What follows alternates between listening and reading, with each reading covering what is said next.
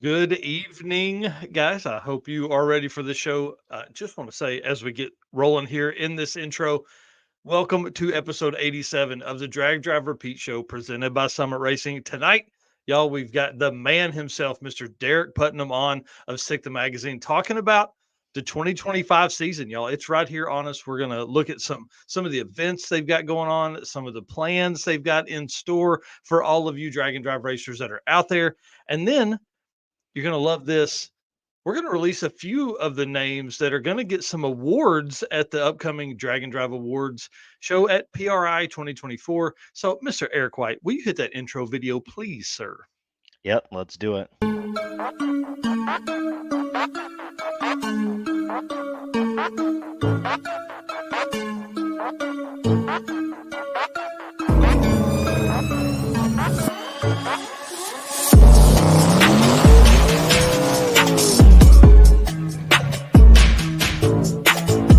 We're going to pack things up and hit the road and try to make it the next day.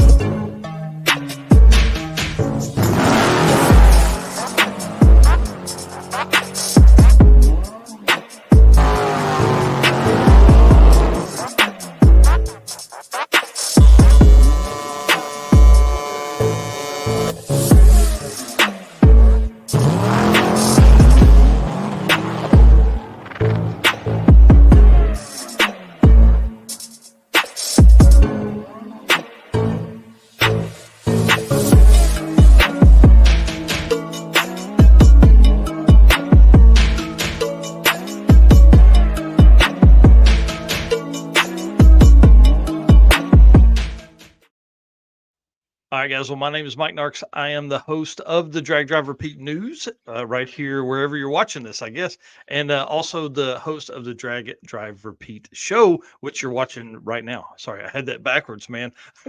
My co-host, Mr. Eric White, please introduce yourself. Tell them what you got going on, dude. I am Eric White. I am the co host of both the show and the news. As Mike likes to refer to me as the right hand man, which means I pretty much do everything to help out Drag Drive Repeat, the circuit, other events with artwork and racer profile pictures. Hmm. Just got back to getting some Hot Rod Drag Week photos up. So honestly, just a little bit of everything. And I'm also coming down with some kind of cold. So you guys can probably hear I sound horrible tonight. So I apologize. Got some Barry White going on, dude. That's that's awesome. Well, the great thing is having Derek on. We know a guy that is a professional announcer. He can kind of fill in, and if Eric's not up to the task of talking a lot, I'm sure Derek and I can ramble on for a long time. Yeah. Guys, listen, we can't do this without you guys. You know that. We call you our race car friends. It's I don't know. I don't know how to explain it to you. We love you. You're the best. Thank you so much for being here. Guys, hit the share button for us as you jump in tonight. Please do that. We've got a big show. This is going to be a good time. And then we can't do this without our sponsors as well. They allow for the travel and for, the equipment we're purchasing and the award show that's coming up. Without Summit Racing, we wouldn't have an award show, which is great.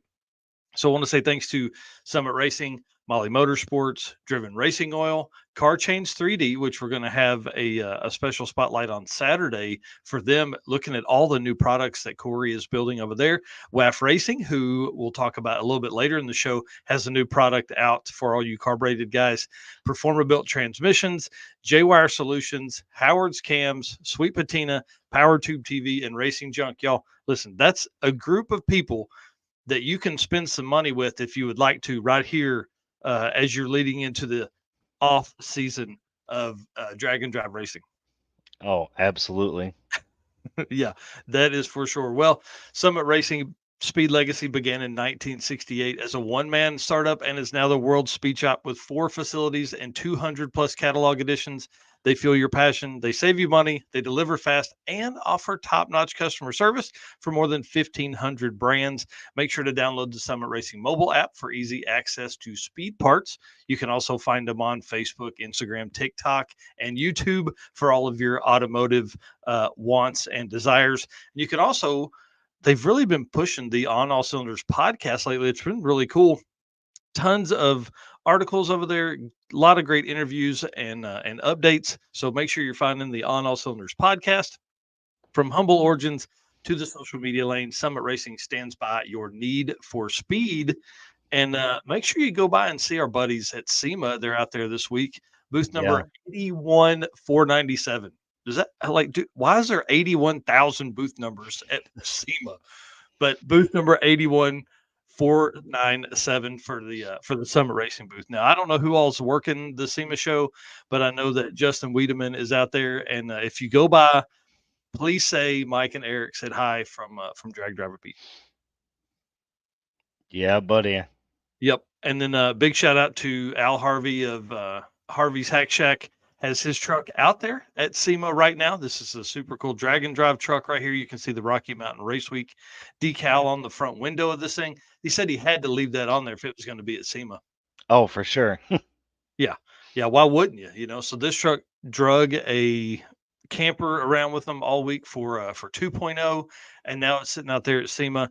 I'm telling you, having these kind of rigs like at SEMA creates so much conversation. One, because the truck is super cool. I mean, let's give it to Al for that. It's a gnarly build. But then two, for somebody to see Rocky Mountain Race Week on the front glass of something like that's got to create like a question in their mind of like, what is this? Well, Right, this is Rocky exactly. Mountain Race Week, and then they go through that, long list of deep dive in the rabbit hole there of what Dragon Drive is. Yep, no doubt. Yep. Well, obviously you got to go by. You got to see the Summit booth. That's what you're going to be looking for. Obviously, it looks like it's outside. There's no roof on that. Above that topper, so make sure you're out there looking at those guys. And then PRI's coming up, dude. 36 days. Yeah, insane. I'm not. We literally went from 70 days to 36 in a 14-day period. It was Yeah. 100. I'm super anxious. We have a lot of the Dragon Drive World Champion stuff that I've got to get ordered and embroidered. So got to get all that done. And booth number 4904. You guys got to come see us out there. But the reason this is up here, obviously, you're going to come see us. 4904 PRI, right here though. You guys have to come to the Dragon Drive Awards presented by Summit Racing. Thursday, 11 a.m., room 241. It's upstairs where all the banquets, conferences, I don't know what all that is. Whatever they put us all upstairs Yeah. for an hour. You guys have got to come up and hang out. It's going to be fun. More than I think we've got 24 awards we're going to hand out during that hour long period. So it is not slow paced at all. It's we get in, get it done, then we get to hang out with our buddies back at booth 4904 back on the floor. So we will be dragging around our Dragon Drive World Champion to all of our sponsors that you guys can see on the bottom of the screen there, and then taking pictures and all that kind of stuff. So we've got some folks that are coming in for the show that are going to help us. So big shout out to them, and then I did want to kind of give you guys, I wanted to go ahead and release some awards tonight. Can we do that? You're all right with that, Eric? Yeah, I think that'd be great. All right, perfect. So we'll kind of get into that as we lead into the next few weeks. We'll be giving away these. I hate to say awards because I mean these guys earned it. I guess that's what you're awarding them for is for earning this. But the top 3 national event, which is 4 days or more of racing, quarter mile racers is what I'm going to list. So this is the top 3 quickest guys. These are guys that are going to receive, awards at this show. So Brett LaSala with a 6:34:02 at Sick Week. Bryant Goldstone with a 6:51:94 at Sick Week. Here's what's cool about Bryant. He was actually number 3 and number 4, but because we, look at your quickest, the single quickest racer, single quickest average to create unique list of the top 100.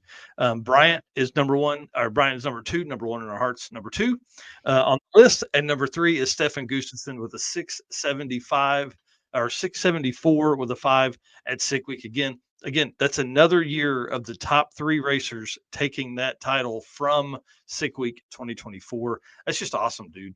Yeah. Really lays it down. And that's kind of what we're going to talk about a little bit later with Derek on here as well, as kind of what we can expect with Sick Week coming up. I mean, dude, we're, I don't know, 65 days from Sick Week. Right. It's coming up fast as well. So Josh here asking if we are going to be live at PRI at all. yes, yes, we Yes. certainly will. We're taking the full live stream setup, and we'll be able to do that as well as have everything else that we would do there. Ooh, and that I do have an idea on some PA stuff, but I got to check with Julie first. The Some of the other awards that we're going to have are obviously the Molly Motorsport Toughest Roadside Repair. We're going to have the Driven Racing Oil Road King, guys and girls that drove the farthest, spent the most time on the road to get to and from drag and drive events. Of course, the Howard's Cams bump spot, the number 100 in the top 100 list is going to get awarded. Sorry for number 99 and 101. That's just the way it goes. And for this year is the Drag Driver Pete Promoter of the Year. That's going to be kind of fun, but we need your guys' help. We're going to make a post about this later in the week, probably on Saturday.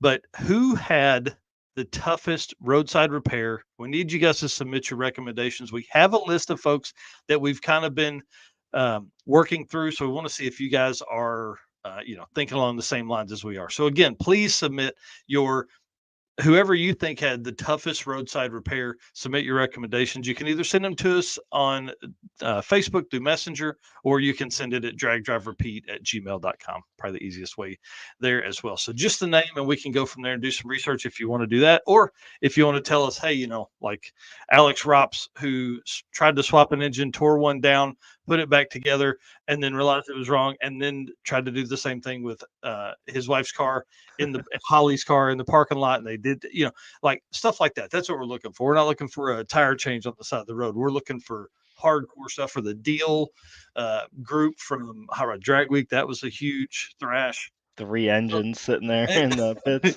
Yeah, yeah. So we're looking for things like that. So obviously we'll be coming to you guys looking for recommendations on some of the other awards as we lead up. I mean, we have again 36 days until PRI.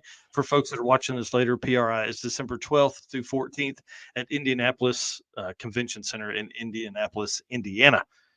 I can't believe it's coming that quick. Dude, it gave me real anxiety today. Like, I was driving to Tulsa and back, and I was making notes the whole time of stuff I need to order or stuff we need to do. And one of the biggest things we love about PRI is the opportunity to hand out specialty decals. Do you have those in front of you there by chance? So every day, oh, let me take this off the screen. Every day, 100 of these are going to be put into.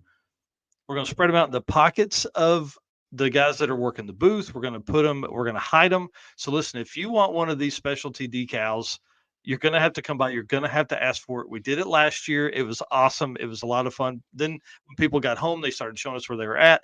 And so now we're going to do that and have these. And y'all guys saw that's about proportionate to my head and shoulders, I think, on there, really. Yeah, the cartoon sketches of us came out pretty awesome. Yeah. Yeah, that's pretty right. My cheekbones are about as wide as my shoulders. All right. Well, let's get to some fun stuff because guys, we also host the Circuit Drag and Drive event, a regional weekender event at Tulsa Raceway Park for 2025, and it sold out in less than 1 minute. Now, when you say that, it's like, oh my gosh, 1 minute, less than 1 minute. There were not many spots left. What we do is a little different than most. We allow returning racers and their co-pilot if they want to race this year. Holy crap, dude. We had as many people that raced in 2024 sign up with the returning racer or co-pilot for 2025. Mm-hmm. I'm glad we went to 200 cars this year. We would not have had an opening at all to go to the public. So we did that. Correct. We have an early list, which is great because that allows us to obviously get people in a day early. It also provides us with the opportunity to, talk to them and stuff through email and all that kind of stuff. And then we had less than, I'm just going to say less than 15 people that was or less than 15 tickets open to the public when it went live on Saturday morning. So really cool. I want to say thank you again. The early list is kind of a big deal for us because I run into some imposter syndrome sometimes, man. I feel like, are we really doing this? Are we really going to have a 200 car event? Are we really going to be able to sell out? And y'all, you blew me away. you made my heart big. It was I had a moment, man. I got emotional. It was really cool to see that and experience that. So I want to say thanks to everybody that's out there. And I'm going to tell you right now, you better get ready. We're going to have a blast in Yes. 2025. That is for sure at the circuit. So Tulsa Raceway Park, if you're not already signed up, the circuitdnd.com, or jump on the phone and search for the circuit 2025. You can get on the wait list or sign up for the road trip, which is like our sick ward or road week deal, where you're going to be able to kind of come and hang out and just not make passes. But I'll tell you, we're going to offer those folks early entry in 2026 as well. Yeah. Sorry. All right. I feel like I've just been hammering through, man. Are you okay? Take over? You want me to just Yeah. keep jerking here? Let me see if I can make it through the Driven racing oil ad here. Okay. All right. Driven racing oil is the performance engine that can do it all. GP1 is the ultimate oil for any race or performance application, whether launching hard at the drag strip, enduring the extreme heat of off road and circle track, or pushing limits in top fuel drag boats and demo derbies. Winning racers choose GP1. Compatible with engines from classic hot rods to cutting edge race machines, GP1's unique surface cling and high zinc formulation ensures superior wear protection, particularly for flat tappet camshafts, while solving issues like cylinder washout with methanol and ethanol fuels. Crafted from the legendary Bradford, Pennsylvania base oil, then enhanced with state of the art additive packages, GP1 offers the best in protection and performance. And you guys know the deal. You guys can check out Driven Racing Oil on Facebook and Instagram, or you can head over to drivenracingoil.com, pick up your oil or your merchandise. Yep, that's exactly right. Well, during this segment, we talk about events that are coming up typically, and we're going to kind of go over a little bit of Street Machine Drag Challenge as well. The first up is Midwest Drags, which opened their registration yesterday or day before. I can't remember what today is. Registration will begin on November 16th for Midwest Drags. It's July 8th through 12th for 2025. One thing they have changed this year, they're switching, or two things. They've changed to night racing, so they'll be starting racing at 6 p.m., which I thought was super late. But I love it because again, that's what I like about Rocky Mountain is that you are allowed, you're driving all day to get to the racetrack Hmm. instead of spending a lot of your adrenaline, then getting in the car and driving all afternoon. I've said that for a long time. So I like the night racing, but then they're also splitting index classes into halves, which I thought was kind of interesting. It's one of I think it is the only event to do that, which is kind of cool because there's a lot of folks that um, maybe running 1150 that slow their car down because they can't run 11 O's obviously consistently, but they'll slow it down to 12 O's, which is probably almost as tough. So this kind Hmm. of gives you more of an opportunity to slide into those spots. So they start at 10-0. For a long time they had the Street Machine Eliminator like Hot Rod Drag Week, so they're calling them SME Index now. So you have 10-0, 10-5, all the way through 1350 on that. And again, registration for those starts on November 16th. So in 10 days, registration will be open. 10 days. Yeah. Yeah. For Midwest Drags. And again, I think they're in Muncie, I think will be the host track for this next year. Yep, I believe that's what it was. Yep. I'll have to take a look later. We'll go over more of that as it gets closer and as we hear about registration and all that kind of stuff. Yep. And then Street Machine Drag Challenge. So the official car count for that was 179 cars. So congratulations to Street Machine Drag Challenge. Our quickest three for that event, we have Adam Rogash with a 26.860, and that's their overall time. And that was in the Outlaw Blown class. Then we've got Keith Hards with a 27.097 overall in the radio blown class.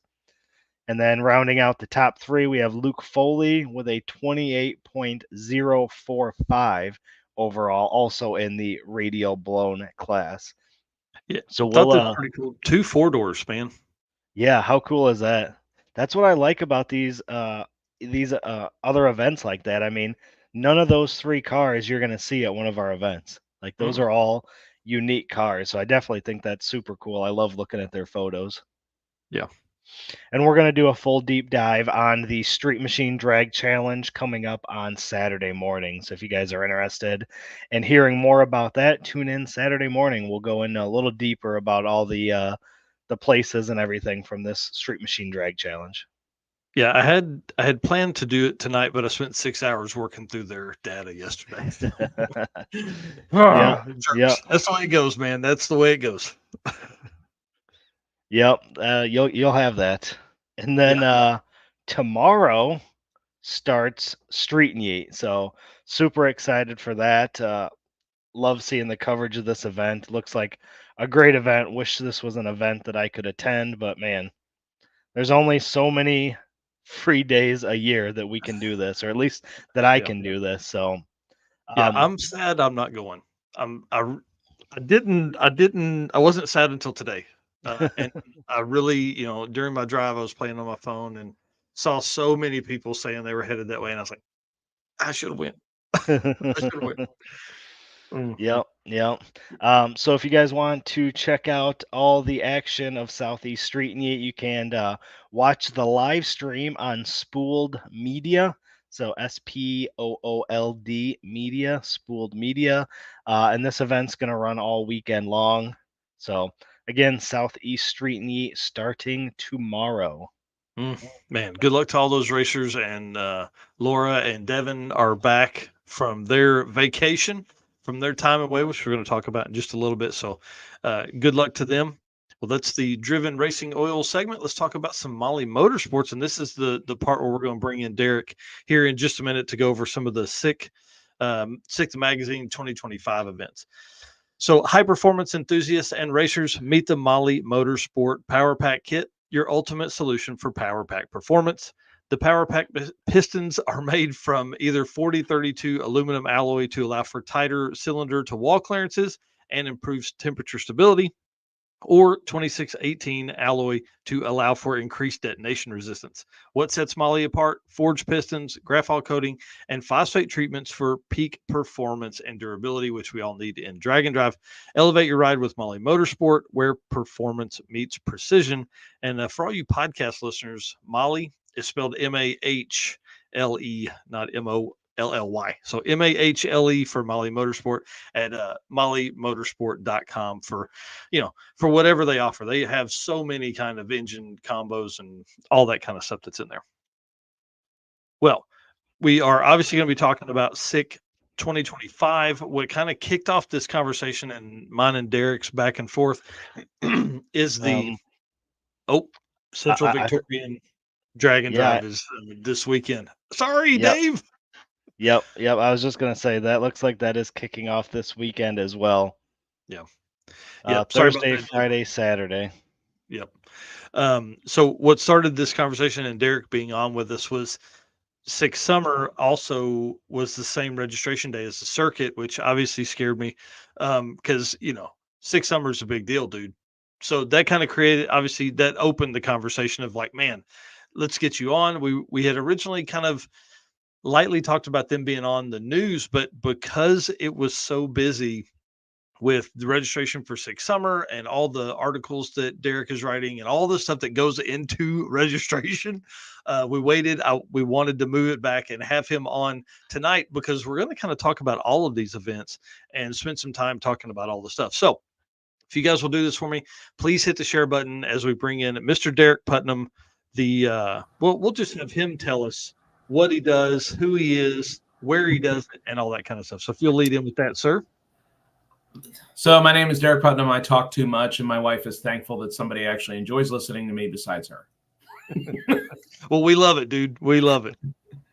I am officially the web editor for SICK the magazine, and I announce all of the events that they do, which next year will probably be 5 at this point. If Wow. SICK Power Fest comes back, it depends, on a lot of things. I mean, I haven't heard anything, yes or no as of yet. But yeah, we're expanding to 4 Dragon Drives next year. So I have a feeling that my voice is going to be taxed as hard as possible. Bring it on, man. I hope that is how it goes. Yep, Man, absolutely. So it's great to join you guys guys are tonight. doing big Eric, sorry to things. hear that your voice is a little cracked, but hopefully it hangs in there. Yeah, I'll survive. This time. Yep. Well, so we know what you do. We know who you are. What are you working on right now? This is a question I didn't have in the list I sent over to you. I saw you taking notes during the show. I'm sure you've got Yeah. 4 screens open and all the stuff you got going on. So what are you working on right now? This is part of what I'm working on right now. So in a nutshell, basically, we've got the fall issue that'll be coming out shortly. I believe it's the fall issue or the winter issue. Luke just finished it right as we were literally starting 666. So that should be getting mailed out shortly. We've got PRI, obviously. I believe we're going to be doing Cart Chaos again. So obviously a whole bunch going on with that. Yeah. There's so many things that are getting juggled, and I find it hard to believe it's November already. But then I look at all the results and I'm like, okay, now we need to start crunching numbers. We need to figure out what we're looking at, what happened this year, and what, you and I are on the same page with this, Mike. We talk about the data, what's going to happen next year. What can we talk about? Yes, I can work on last name pronunciations. For those of you that make fun of announcers, whoever I throw the mic at, and I go, here, you do it and tell me how hard it is, or tell me how easy it is. And everybody decides to back away. Yeah. I have an entire file on my phone that has nothing but last name pronunciations. That's how badly I want people to get their names right. So yes, that is great. Yeah. Kerchik is a hard one, man, because like there's too many letters in the middle. It's not as bad as Eric Bierkavet. The guy who has a J in the name, kind of like Rovek, and there's no J anywhere. What's funny is, real quick, when he ran Hot Rod Drag Week this year, I hit up Brian Loans, who, as some of you may or may not know, was my entry into doing Sick Week in 2022 because he had an NHRA confliction. So I figured I'd repay the debt a little bit.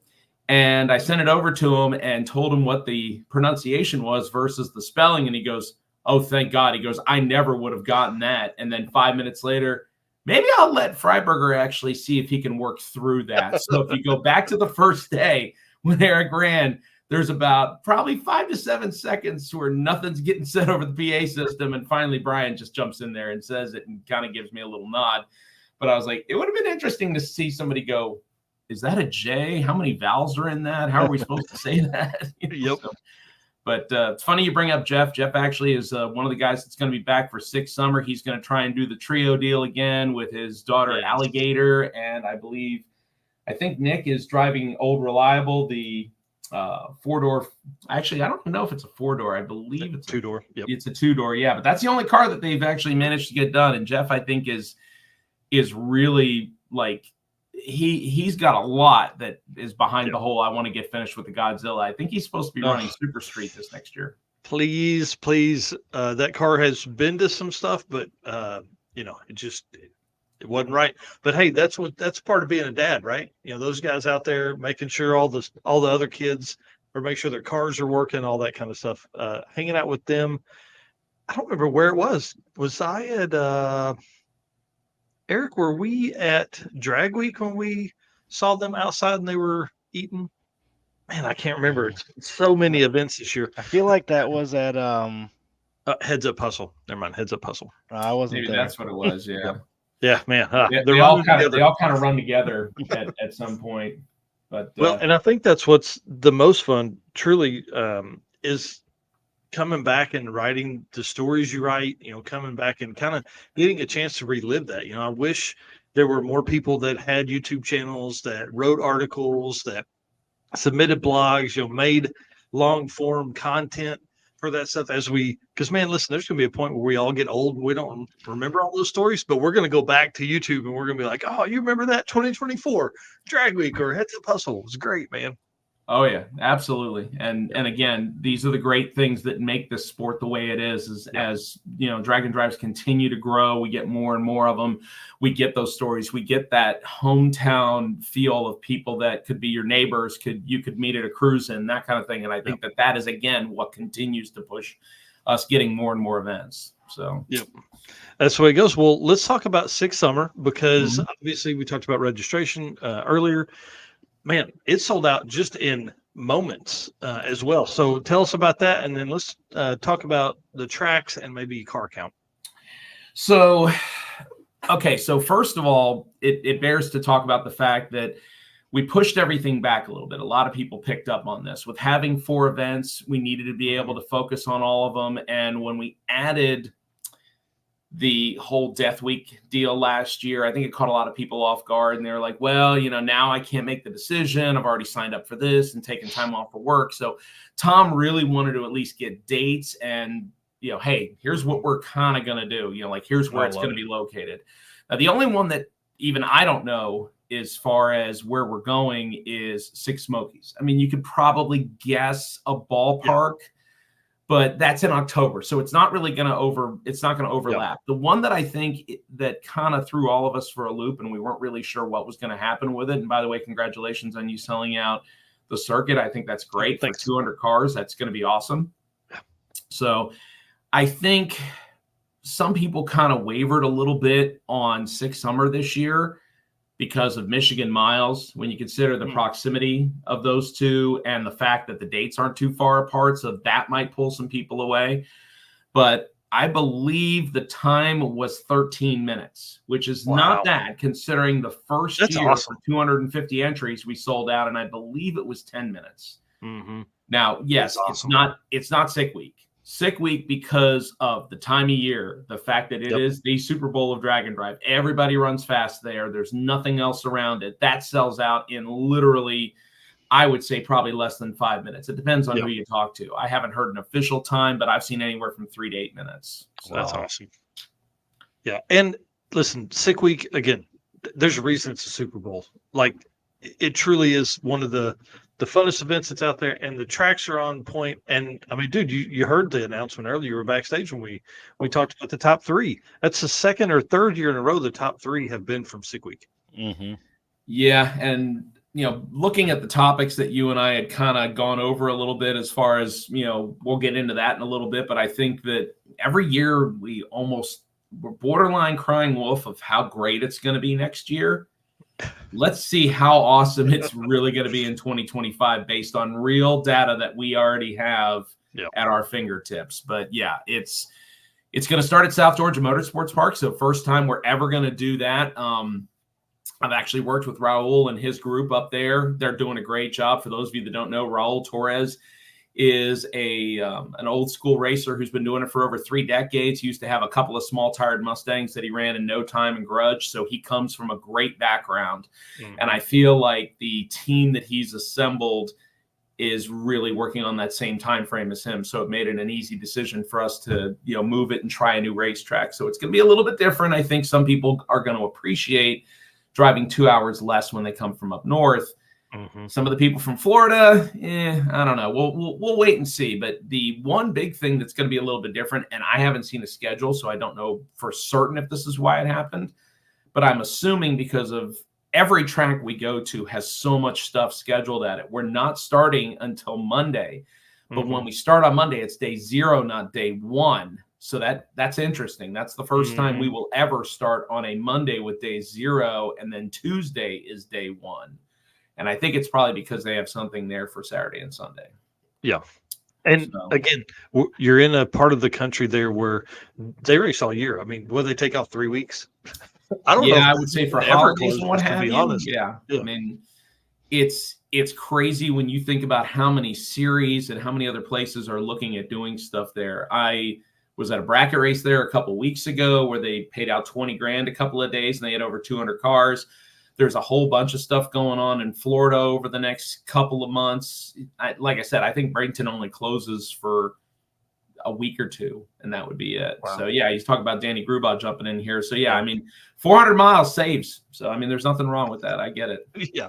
Yeah, that's exactly right, man. I love that those guys make that trip Yep. from all the way out there in the cars. A lot of that. I don't know if they've ever towed their stuff from out there to. No. They may And next time, but yeah, interestingly enough, him and the Brody family, I believe all of them or most of them are coming. Real cool Yep. story as a side. The senior Brody, who had not raced since 1964, made his first laps during 666 in his daily How driver Chrysler 300, which I thought was really cool. The fact that that you got to see mm, 3 generations of Brodies all race at the same time. And Yep. I believe that Danny and Alex are bringing their Utes, their Dodge Utes back. Oh, perfect. So Yep. Danny ran his the first year, and then he jumped into the Gucci AMC wagon, and I believe that he's bringing out the Utes. And Alex just bought his this year, hasn't done anything to it. It's still in pieces. So. Well, if anybody can get it done, it's those dudes. Yeah, definitely. So back on track. So we're going to start at South Georgia. We're going to go to Bradenton. So again, we're getting that long day's drive that we did at the end of the original 2022 sick week. We're getting that out of the way early. So that's going to be the longest drive. Gets done on Tuesday night, Wednesday morning. We go to Bradenton, then we reverse course and go back north again. So it's Bradenton, then Orlando, Speed World Dragway, then Gainesville, and then back to South Georgia Motorsports Park. Now, what was interesting is somebody commented about the fact that this will be the first time that we're actually racing somewhere on Saturday. So I'm interested to see how that does, because as great of a facility as South Georgia is, it is in the middle of nowhere. It is in a very small, remote town. Now, it gets packed when Duck X and series like that show up. So I'll be interested to see what kind of turnout they get. Yeah, I would think that we're going to see a lot of people this year. As you and I both see, Dragon Drive is growing exponentially, and ending on a Saturday like that's going to be huge. Yeah, be huge. No, I agree. It should be pretty interesting. So we'll see how it all works out. Right. All right, what's next? Yeah, so up next, I just want to kind of talk a little bit about who we're going to see and maybe what we're going to see. Can you give us any insight on some route stops and things? Yeah. So if we're going to talk about sick week first, I kind of geeked out. I did a little bit of homework here, reached out to some people, and I got some details. Hopefully some of these people that told me they were coming don't mind me sharing it. I never got the answer, but all right. So it's sick week. There's going to be a lot of things. So I'll start with the obvious, because I don't know what Tom Bailey is bringing yet. I think it would be cool if he brought the Durango, considering that thing, survived one already. And, maybe he wants to play with it again and see how it works. But the focus, in my opinion, for sick week next year is going to be in Unlimited, and it's going to be around 3 people. Now, 2 of which we kind of already know what's going on with them. The third, it's rumory. I don't feel comfortable saying it yet. I'm pretty sure that you've said something about it, but I'll just bring it up. Brian Goldstone, Stefan Gustafson, and Brett LaSala. Those are the 3 people that are going to be gunning to see if can we get a 5. Yeah. And all 3 of them have, in my opinion, a legit chance of doing it. LaSala just went 604 at World Cup, and that car still, at this point, I believe, has less than 40 passes on it, I think. Maybe even like less than 3 dozen. Yep. So there's still a lot left in that car. I mean, the fact that car went a 101 60-foot in testing at 2,500 feet of density altitude in Florida, I mean, those are getting borderline nitrous times. The only time I've ever seen anybody cut anything sub 1 second was Dave Schroeder going 0.99 last year. So that's wild. Yeah. And obviously I don't know what the official weight of that car is. He won't tell me. Yeah. But I can tell you this. When you go from the chassis tag of 2.0 to a Pro Mod chassis tag, which is what you have to run 5s, that's the main reason he built that new car. You're losing close to 200 pounds just based on what I know 2.0 weighed and the maximum that a Pro Mod can weigh. A Pro Mod red tag can't weigh more than 2,800 pounds. His old car was just a smidge under 3,000. So right there is going to be enough to move that 624 that he ran last year to a 16.60. Well, he also went 396 in testing. He didn't go 396 at Maryland, not to my knowledge. If he did, then I didn't hear about it. But I think the 5s are a very good possibility. Stefan Gustafson, on the other hand, his car, obviously, he's going to a much more modern chassis, 70 model, second-gen Camaro. That car got shipped from overseas over to Customs by Biggin, who helped him out a whole bunch on the Bitter Tears Corvette when he used to have it. So they're working their magic, Eric Yost and his crew. And from what Stefan told me is they are hoping, fingers crossed, to be able to have about a week worth of testing time before sick week. Now, there's part of me that goes, man, I really would love to have more than that. But at the same time, when you have somebody like Eric, you can very easily get it there in a day or two. So we'll just have to see how it happens. From my understanding, it's the same drivetrain that was in the Corvette. It is. Yes. So they have a lot of that worked out. It's just now like a whole new car that's purpose built for what it's doing. What it's going to be doing. Where the other car, I mean, it was obviously a drag car, but like, let's be honest, there was probably some stuff that was adapted over the years and upgraded over the years, and wheelbases stretched and things like that didn't really do what this new car is going to do. And so, if he can lose a couple 100 pounds and go into that car, which I would imagine he can, you're talking about that's real fast. Right. Yeah, and obviously, the advancement in the chassis design, the wheelbase, I'm sure it's probably a little bit lighter even than an all fiberglass Corvette. Yeah. It's really hard to say. Unfortunately, out of the 3, La Salas is the only one that we can point at and go, okay, it's already 0.05 of a second away from 5s. And he told me he was going to be racing it pretty darn close to drag and drive condition when he was at World Cup. So I would honestly believe that there is a solid shot that not only could somebody run a 5, could they do it every day? I don't know. Yeah. Maybe not. It really depends on what the weather does. I mean, in the 3 years we've had it, there have been years where the weather has been negative for at least the first 3 days. And if that happens, it's a very good possibility you could see it happen more than once. And then real quick to touch on Bryant Goldstone, who did join us for 666, but he did it in his modern Corvette. He and I talked a little bit. He told me that he was building a new car. I didn't hear the particulars of it. I didn't hear when he was debuting it.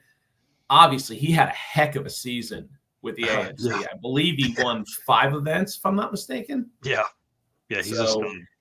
So it'll be interesting to see whether he takes his time, he doesn't rush it, all that kind of stuff. Does he decide to go ahead and push it and debut it? He could always bring it to, say, Six Summer or something like that and do it there because it's a little bit closer to home base for him. So I don't know. It's dependable. So those are the top 3 people as far as ET, but there's a whole lot of sub stories that I can tell you about as well of people that are coming. Yeah, and I think that's the real story of Sick Week is you have a lot of folks that, let's say somebody did one other event, like in that level of car, you have somebody that did one other event throughout the year. Now they've had months to get it ready. So everything typically for Sick Week is fresh. All the engines are fresh, the transmissions are fresh, tires are ready to go, all that kind of stuff. They're not trying to get to the end of the year, Right. So I'm gonna rattle off a couple of names real quick, and then I'm gonna talk about a couple of classes that I think will be interesting. So you mentioned fresh rides. So Devin Vanderhoof, who we just talked about, Southeast Street Meet starting back up, and he's just coming back from getting married to Laura and right into let's do a drag and drive. Yeah. So Alan's car, as some of you might know, got pulled apart and stripped basically to nothing. So Big Earn just came back from getting all cleaned up, a whole bunch of stuff changed, and he has said that car will not only be at Sick Week, it'll be tested and ready to go. Yeah. That car ran 641 on a non-full pass. Like, it actually, unfortunately, knocked something out of the engine towards the end, and then they had problems with one of their dogs, unfortunately. So him and Alan Whitaker both pulled out of competition on day 1. Speaking of Alan Whitaker, he will be back with Greeny, the Big Monte Carlo. He is going to run both Sick Week and Six Summer. So He got his first ever 6-second pass with that car on Sick Summer. I'm really interested to see how that car does on Sick Week with better air, because it could be 670s, 680s. We'll just have to wait and see. We talked about Brett LaSalle already. The interesting thing that has not really been stirred too much lately, but it'll get into a couple of past winners, and also people that have competed.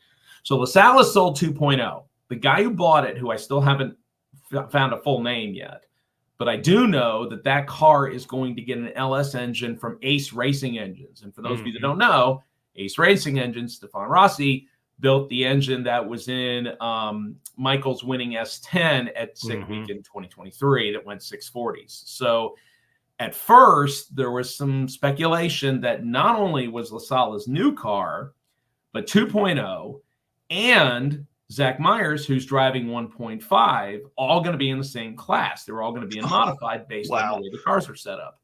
Because remember, the modified rules changed a little bit, where they stated that it's the car's body design, not necessarily what materials you're using. Which limits it to a small tire. Now, the rumor that I just heard today, not from LaSalle, so it's unconfirmed, but what I heard is he may step up and run unlimited. So we'll have to wait and see how that plays out. Yeah. And I would imagine I don't know if that's going to be done or not. So he's probably looking at who is going to be there and in what class and stuff like that. Right, make a decision. Yep. So, and then when it comes to some of the other names, spoke to Alex Taylor. She is going to be at both. She's going to be at Sick Week and Sick Summer with the 55 Chevy. So that's going to be great. Yeah, Jeff, I agree. That's a whole lot of gotta have it green. If anybody else shows up with one, we're just going to have to call them not Brett LaSalle. Kind of an inside joke with myself and Adam Dory, where he mistakenly called Kevin McKenna, and it wasn't. It was another guy, but that's NMCA and MRA stuff, which we'll talk about in a little bit. So Alex Taylor will be there. Bob Gruber, who won Stick Shift at Sick Summer, is going to be at Sick Week, and he's already doing stuff to his car with, trying to get deeper into the 8s. The interesting battle that I see that will also come up this year is Super Straight. And it's been discussed a little bit already. So you're going to have 3 people, 2 of which we've already talked about, and then one that's kind of an uncertainty. So you've got Doug Cook, who has been 7.0s. You've got Nick and David Deal, who have been 17s. Both of those guys have run 690s in testing. Yeah. And then Lamar Swindell Jr., who took his nitrous 72 Camaro, I believe it is, on 3 drag and drives this year, including 666, and was the only nitrous car to finish in the top 3.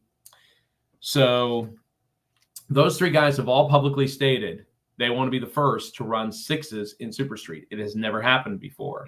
So right now, I believe the record single pass was set by Nick and David Deal at Hot Rod Drag Week, but the average has not been reset yet. That's still in the hands of Ryan Hargett, if I'm not mistaken, from Drag Week the year previously. So there's those 3 things. The fact that Doug obviously wants to be the first guy to run 6s on leaf springs, or buggy springs, as I like to call them. So there's that whole deal.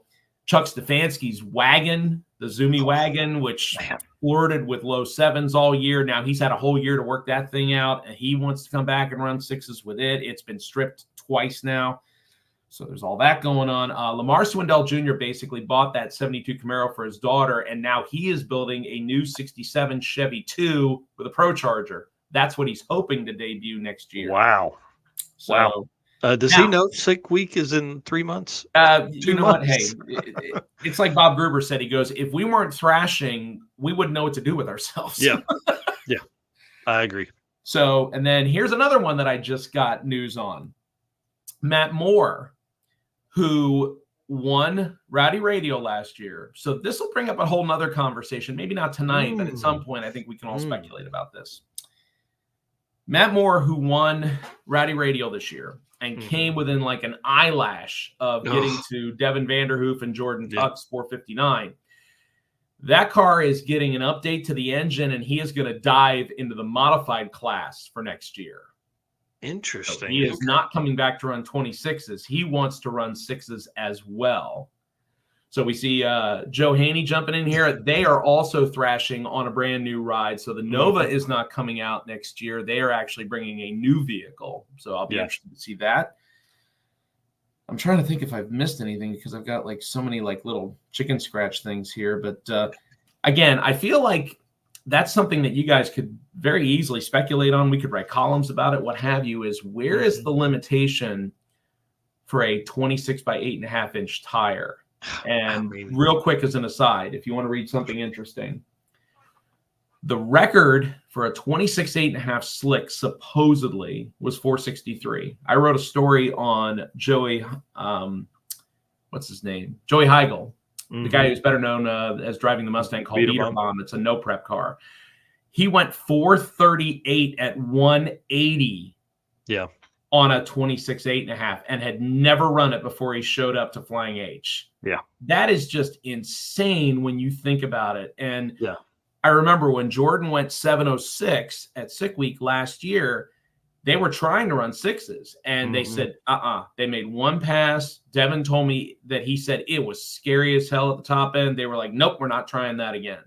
Yeah. I have to wonder, is somebody going to make the attempt to honestly do that? Because somebody just ran 0.2 quicker than the previous record. Now, granted, it wasn't a drag and drive car. Yeah. But still, I mean, tire technology just keeps getting better. So anyway.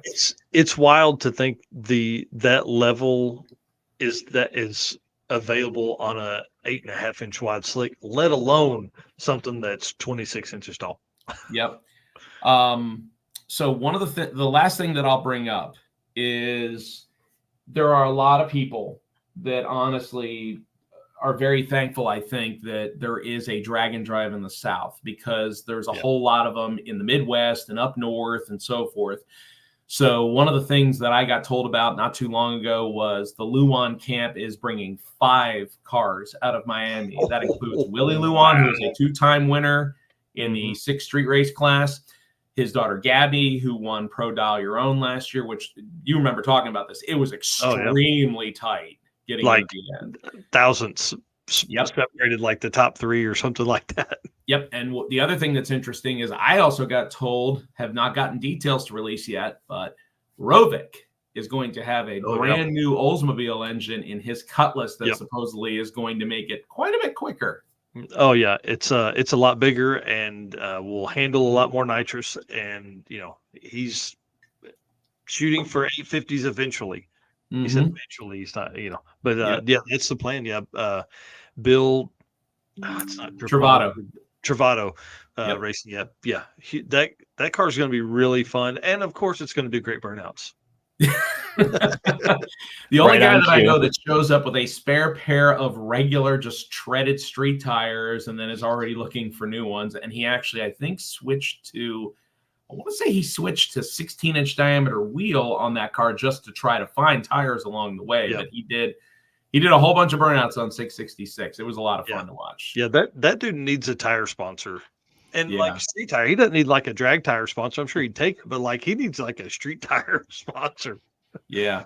So without steering the show, if I can make a recommendation to transition out of Sick Week into Sick Summer. Yeah, for sure. The last thing that I don't know for certain, but just looking at the list, the classes that we can talk about that are always, hugely competitive at both is 6 Street Race and Street Race 275. We can talk about both of those classes. And when you look at who has been successful in both of those classes, it reads kind of like a who's who. For example, at Sick Week, Brian Acton, Alex Corella, Letitia Hughes, Aaron Schaefer, Randy Seward, James Tall, Jordan Boudreau, all these people that you have heard time and time and time again, they're all supposed to be back as far as I'm aware of. Acton I haven't confirmed, but I highly doubt we won't see him considering that he won both of them this past year. Yeah, I would imagine they're back. Yep. And then, of course, we'll see the cool part. We'll see Houston and Kate McLean celebrating their first anniversary since they got married on the starting line at Sick Week this year. They'll be back to compete. They said this year, because they ran the now defunct NMRA 860 class, and they had a lot of time to kind of dial in on that index. So they're really looking forward to trying this this next year. So that'll be Well, interesting. and that's the note I just made was about Letitia Hughes. She was telling us in an interview at the end of Sick Week that she's like, I just wanted to get through. So we just basically one and done to every day to make it and know we would make it. So now that she knows she can make it, she's gotten some experience. And she drove the truck, the ice cream truck at Six Summer. Now she has that experience. We're going to see, is she a new face in the top racing category for the 850 stuff? I would say so. I mean, again, this is my bracket index racing part of me coming out. There is no substitution for having data and a logbook and knowing how to go out there, because to use Houston and Kate as an example, because they're really good friends of mine, and I talked them into doing Sick Week, and so I'll take full responsibility for them not having a savings account and obviously getting married there. I'll take full responsibility for that. They got plenty of life left. The first year he ran, I want to say like an 8:48 and then like a 14-second pass because he had some kind of a safety issue. And then he messaged me and he goes, should I hang out and make a third pass? He goes, it's already like 4 o'clock. I really feel like I should get on the road, but I'm competitive. And I'm like, you need to finish. If you stay and you deprive yourself of sleep early, it's going to catch up with you. It's hard for me to say that to somebody, but I feel like it was the right call. Get your feet wet, get the event done, then come back and refine your program. Very similar to what you just said about Letitia. Letitia had run an 850, 860 indexed category for 2 years before she ever came and ran Sick Week this year. So she came with all that data of what to set up for. So I feel like her doing a one and done has a little bit of an asterisk next to it. Yes, she did it, and yes, she completed it, but she came in armed with a little bit more than most people do. Not taking anything away from her at all, but I feel like there are more and more people that are class racers that are understanding that, hey, we can still be competitive, but have a whole lot more fun when you do it traveling from track to track. So that's why we keep seeing that those classes get more and more packed and more competitive. And that leads me into Six Summer with those same classes. So Mike, I know you'll appreciate this. I contacted the top 4 on both classes at Six Summer because we talked about how competitive those were this year. So in 6 Street Race 275, which is the one where they were separated by 8 thousandths of a second among 4 people going into day 3 or day 4, I believe. So Chris Mary, who finished number 1, Jeremy Ortiz, number 2, Dean Anderson, number 3, and Matt Frederick, who unfortunately ended up having issues with his car and falling out of the top 5. I do know that numbers 1, 2, and 3 are all coming back. I want to say Matt told me that he is as well. And I know Mike McMahon, who was kind of a grudge/no prep guy, is already signed up to come back too. And he ended up finishing number 4 overall. So he was a little off the pace, but again, I feel like that is also going to just be an absolute dogfight. That is going to be a good one again. Now, same thing. 6 Street Race, Brian Acton, Cameron Alley, TJ Linebaugh, Kevin Fenstead. Outside of Acton, who I did not confirm with, the top 4 in that class, all coming back as well. So, again, it could be a dogfight. And you remember that Acton and Alley were not separated by much either. And Alley and I actually spoke, and he told me he put his car away running and with no problems. It's weird. He's not crashing on it. So it'll be interesting to see how that all works out. Timothy Blythe, who ended up winning Unlimited, is signed up again. So him and his wife will be driving the Triumph again. So that's cool. And that car is getting way more power. If you guys have been following Blythe Life Racing on Instagram, man, that new setup's going to be gnarly. So he wants to go real fast.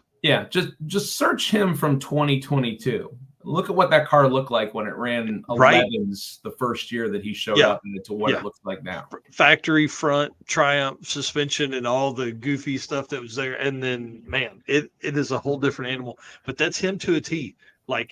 He doesn't know how to leave anything alone, and he's a heck of a fabricator. So then some of the names that have become synonymous with, in my opinion, very good performances that we're going to see. Damon Elf, who actually just ran World Cup and ran in the 770s, 780s with his Supra, a real 6-speed Supra, like an H-Gate. He'll be back at both. Fonzie Novello with the Baramont, he'll be back. Ken Cuttle Jr., who was our top NA car at Six Summer, he'll be back. Love that car. Rob Sinker with the 790 Pontiac Grand Prix, he'll be back. Rob Courtney with the all-wheel drive Honda. There's got not a cooler close again to all eights, he'll be back. Josh Norris, who finished number 2 and naturally aspirated with that wheel standing stack injected Chevy 2, he'll be back. Pat Miker with the blown low 7-second 67 Chevelle, the stick car or the Lenko car, he'll be back. I mean, there's so many people that have just made these kind of things a repetitive nature to come back. And thanks, Jeff. We appreciate you bringing in somebody else. It'll be like a whole group. Yeah. It's almost going to be like the Reimers family where they're going to have to like adopt people. Like, remember you and I were talking about the fact that the Reimers family was like all Fords, and then, okay, well, we adopted Mike Turner, who seemed like I pretty much saw him at like every Drag and Drive last year. I wondered if this guy even worked or anything. Then he just told me he's retired. So So anyway, so he'll also be back. The car that I'm most interested in seeing, which actually is debuting this week on Street Meet, is Nick Reinhardt's new 67 Nova that he just put together. Now, Evan Erkowitz has been helping him out with that car, and they are supposed to be bringing that car to Sick Week as well. That'll be interesting to see how that whole thing works out. And I think he said they're doing Sick Summer as well, too. Wow. Yeah. Anytime Evan's involved in something, it's going to be nice and fast. Yeah. There's going to be a whole bunch of interesting stuff. And then there's a couple of new names that I've never seen in Rowdy Radial that had thrown their names in there, including a pretty cool looking, I think it's like a Ford LTD wagon. His name's Chris Dorneman, I believe. And Jason Bergeson with a really clean white G-body Monte Carlo, who just went 772 average at Hot Rod Drag Week this year, is going to be running Sick Summer next year too. That car is no so shortage clean. of good stuff. Yeah, that car. There's a guy named Jim Weiser who races 850 stuff, and those cars look almost identical. They do. And when I'm uploading the Drag Week photos, I have to look very careful on who I tag. Yeah, it was white G-body time at Drag Week for sure. Yeah. What's almost funny when you talk about who you tag is to break off this just for a second. At 666, I can count on one hand the number of Fox Mustangs we had. I can count on one hand the number of 67 to 69 Camaros that we had. But we had probably 5 to 6 late model F-150 Coyote powered pickup trucks. Probably the same number, 5 to 6 C8 Corvettes. It's different. It's interesting to see how when you change where you're going and what kind of turnout you get and how fast they are with the terrain, the mileage, everything else. So. Sorry. Travis Clark said Anthony Harville in the Fairmont wagon. That'll be a great one. Very cool. Yeah, absolutely. Yeah. So, and then I'd be remiss if I wasn't talking about the fact that a guy who has actually been in Drag and Drive for quite a while, Rick Steinke, actually made the entire trip on 666 with his family and then drove back to Missouri. So that car made a 2,400-mile trip. And then the guy that he rode with, Jason Russo, they are both, or at least I know Jason is. I think he's co-piloting with Mark Cicino, who won the Drag and Drive title at the NHRA New England race this year. He's coming back to Sick Week next year. That's awesome. Yeah, see, this all kind of runs together in my head. It's all jumping. Right. Billy Carroll of Edelbrock here says, Robert and the Tesla testing in Orlando this weekend before running Sick Week in January. Yes, the no EV twin turbo big block car. That should be very interesting. It was at a couple of stops this year on Sick Ward. I cannot remember why they didn't run it. I think it was either a license or a chassis tag or something. I forget exactly what it was, but yeah, there was some reason, but I saw it at the next to last stop when we were back in Orlando. And this thing is just nasty mean. I think they've had some issues shaking it down, but that thing should be very interesting. Obviously, it's going to be an unlimited, so we'll see what it runs. Yeah, it's super cool. And I think, Billy, if you'll set me right, but I think Robert is Mark Campbell, the 850 black SN95. I think that's his co-pilot. Sounds correct. And then from Six Summer last year, I think, anyways. And so that guy has been around that kind of stuff for a while. Obviously, those guys at Comp and Edelbrock are they're born into that stuff now.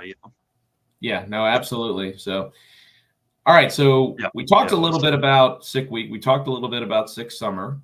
I see Billy Carroll just actually said something. Yeah, he said correct about Robert being the co-pilot, and then he said not enough time is when that was what it was. Getting the car together. Yeah, they actually had tapped a local, well, somewhat local, but a Florida driver that has done A-Fuel and blown alcohol dragsters to help them shake that car down, just because of the licensing requirements and everything when you start running that fast. So. Yeah, and shout out to Rodney Reeves. Him and I have talked several times since 666. He's signing up for the circuit. Going to be fun. Man, those Coyote powered F-150s are so impressive, man. Mm-hmm.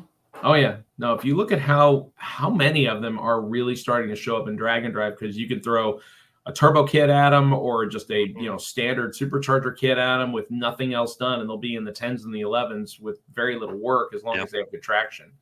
Yeah, it's pretty impressive.